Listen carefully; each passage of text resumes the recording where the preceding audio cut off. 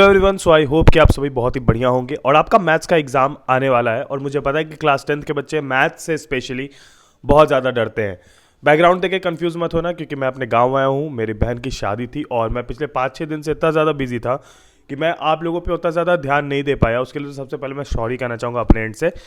But हाँ, मुझे पता था क्योंकि मैथ्स को लेकर सबको बहुत ज़्यादा टेंशन होती है, इसलिए मैंने सोचा कि नहीं, मैथ्स के लिए तो ज़रूर आना ही पड़ेगा। और मैंने अभी फ़िलहाल के लिए गेट लगा दिया और मैं आ चुका हूँ कि नहीं, पहले ये काम निपटा लेते हैं, उसके बाद फिर वापस शादी का काम पे लग जाएंगे। तो हाँ, मैथ्स में 2 प्रकार के मैथ्स है हमारे, बेसिक और स्टैंडर्ड। ठीक है, अब सिंपल सा मैं तुमको एक डाइवर्जन दे देता हूँ। बेसिक मैथ्स वाले बच्चे एनसीईआरटी के अलावा कुछ नहीं करेंगे। ठीक है, स्टैंडर्ड मैथ्स के बच्चे जो है वो एनसीईआरटी तो करेंगे ही करेंगे, साथ ही में प्रीवियस ईयर क्वेश्चंस कर लेंगे थोड़े मोड़े। ठीक है, कुछ ऐसे चैप्टर्स जिसका कि कंफर्म होता है कि एनसीईआरटी से ही आएगा, जिसमें कि हाइट एंड डिस्टेंस हो गया तुम्हारा, उसमें तुम्हारा पूरा का पूरा जितना भी क्वेश्चंस है, अगर एग्जाम में आएगा तो वो तुम्हारे एक्सरसाइज के जितने क्वेश्चन है उसमें से कोई एक आ जाएगा। ठीक है, ट्रायंगल्स वाला जो हमारा चैप्टर है वो भी पूरी तरह से एनसीईआरटी बेस्ड आता है। जो एनसीईआरटी में आप देख रहे हो वही आता है। जो सर्कल वाला चैप्टर है उसमें भी एनसीईआरटी में जो आप देख रहे हो वही आता है। ठीक है, अब आते हैं नेक्स्ट चीज़ पे। सबसे पहली इंपॉर्टेंट बात है कि भैया क्या अभी भी हम लोग वो वाला मार्क्स अचीव कर सकते हो? डेफिनेटली कर सकते हो, क्योंकि क्लास 10th का मैथ्स जो है उसको करना काफ़ी ज़्यादा आसान होता है। 2 रीजंस की वजह से। सबसे पहले क्वेश्चन कंपैरेटिवली इजी रहेंगे। ठीक है, अब मैं बताता हूँ अलजेब्रा वाला अपना जितना भी पार्ट हो गया जैसे, ठीक है, तो उन सभी के लिए मैं यही बोलूँगा कि अलजेब्रा वाला जितना भी पार्ट है उसको करने के लिए तुमको एक दिन पूरा का पूरा जाएगा। यानी कि उसमें जितने भी चैप्टर्स है उसका पूरा एनसीईआरटी के इंपॉर्टेंट क्वेश्चंस बस करना, वो करने में पूरा एक दिन जाएगा। मैं ये टारगेट 2 दिन के हिसाब से बना रहा हूँ और मैं इतना श्योर हूँ कि तुम 2 दिन तो डेफिनेटली दोगे। ठीक है, उससे कम मत देना। और अलजेब्रा वाले पार्ट पे पूरा एक दिन देना, और उसके अलावा जो अपना ज्योमेट्री वाला पार्ट है उस पर पूरा एक दिन देना।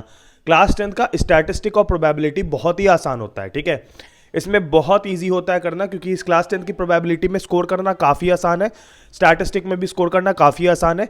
बस बेसिक 3 या 4 टाइप के क्वेश्चन रहेंगे, वो 3 या 4 टाइप के क्वेश्चन तुम देख लो, समझ लो, काम हो जाएगा। ठीक है, बैकग्राउंड नॉइस को इग्नोर करना थोड़ा। और इसके अलावा मैं बता दूं कि तुम्हारे सबसे इंपॉर्टेंट पार्ट जो ट्रिगोनोमेट्री से तुमको डर लगता है, मुझे पता है आइडेंटिटीज वाला पार्ट जो है उस पर उतना ज़्यादा होप मत लो कि वो बहुत अच्छा हो जाएगा, क्योंकि उसमें जो कंसेप्ट है उसको सीखने में थोड़ा टाइम लगता है।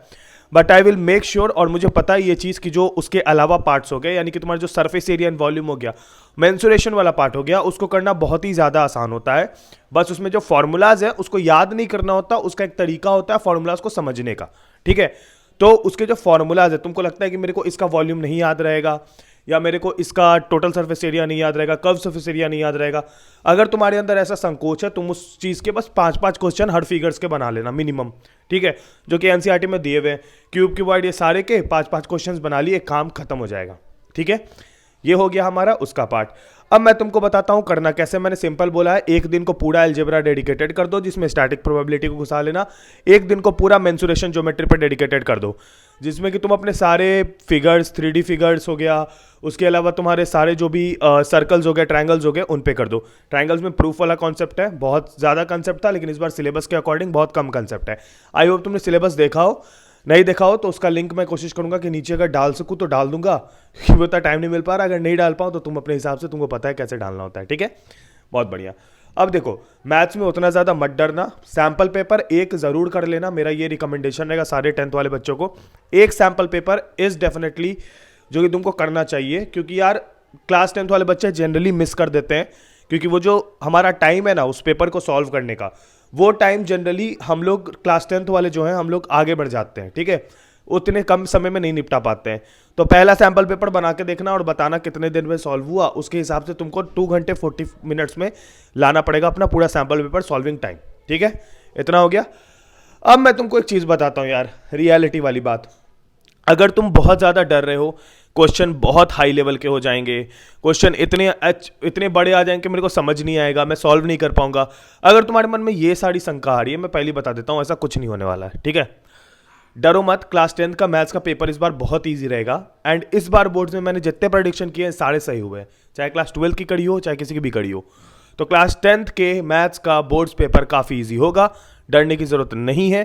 टेंशन फ्री होके बस 2 दिन में जैसे मैंने बोला वैसे डिवाइड करने का, और वीडियोस देखने का, और क्वेश्चंस बनाने का एनसीईआरटी के, वो भी इंपॉर्टेंट। जो क्वेश्चन तुमको ऐसे लगते हैं कि नहीं ये वाले तो बन ही जाएंगे, उनको छोड़ दो, जो क्वेश्चन लगता है कि थोड़ा सा भी उसमें डाउट आ रहा है उसको डेफिनेटली बनाओ, क्योंकि जनरली वही क्वेश्चन आते हैं। ठीक है, चलो, all the best for maths, अपना ख्याल रखना और चैनल को सब्सक्राइब जरूर कर देना, क्योंकि अभी 11th क्लास का कंटेंट जल्दी ही मैं इस चैनल पर ड्रॉप करने वाला हूं। टिल देन अपना ख्याल रखना, bye bye, take care, peace, जय हिंद, वंदे मातरम।